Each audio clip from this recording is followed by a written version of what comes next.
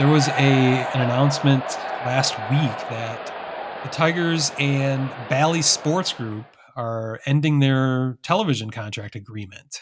As this year, famously, they were taken off Bally's, or they were taken Bally's was taken off Comcast here locally on May 1st. For the middle 3 months of the season, they finally did come back in August.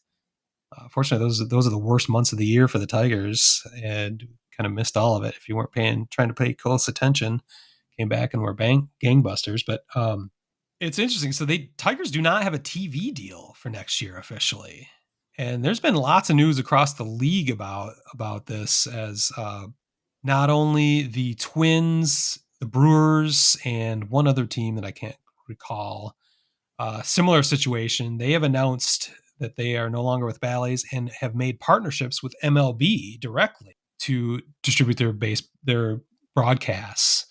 This is a similar situation what happened 2 years ago with the Padres and the Rockies, where MLB stepped in, basically hired the entire Bally staff that was producing those games, brought them into the MLB fold, and is just broadcasting games on the MLB TV app and making that available to direct to consumers in market, which means you can stream games in market without blackout restrictions for the first time, at least in San Diego and Colorado. Well, it was announced last week that the Twins have now started Twins.tv with a similar arrangement.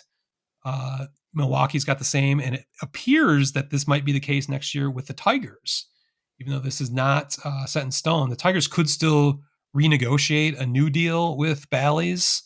They could sell their rights to somebody else, which seems unlikely. I think we've talked about this before, how MLB is definitely wanting to bring all the broadcasting rights back into house and have control over all television within MLB.tv, which I don't know the economics of that. I can't believe that's great for the Tigers, as they were just getting free money essentially from Bally's and Diamond, their subsidiary of Diamond Sports Group.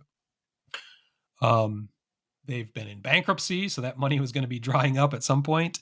So I don't know how MLB is going to compensate the Tigers, or how they're compensating these 6 or 7 teams they already have in their fold. But what I know is going to be good for is the fans, especially streaming fans, because now I can just pay for all major league games with the MLB.tv package and have the option to add the Tigers games as well. So of course that was $125 a month. I'm sure it's going to be $150 a month to have all the games, or maybe even more. But at least it's all going to be in one place and simplify things dramatically, and never be a blackout issue anymore, as fans have been crying out for decades essentially at this point. So that could potentially be some good news. It's weird. I'm having trouble finding details about this because it is grossly underreported what's going on. I mean, people are far more interested in the Tigers playoff run than in their broadcasting rights deal for 2025. So maybe there will be more information coming out about that soon. But I'm kind of frustrated with the Detroit media in general, because you might recall that on May 1st, all of a sudden, we all learned that the Tigers were going to be knocked off Comcast cable. We learned that morning, the day of.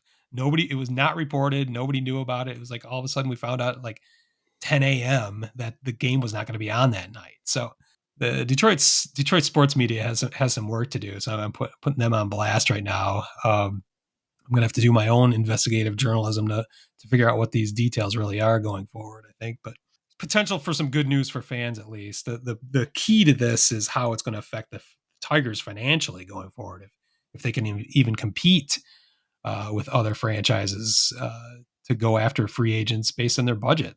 We saw that last year. You and I talked about it with the Twins. We knew they were scaling back because they knew they were losing their TV deal and weren't going to be able to add much to their payroll, and that eventually cost them down the stretch, as they did collapse just in time for the Tigers to take over in that wild card race. So something to keep an eye on at least.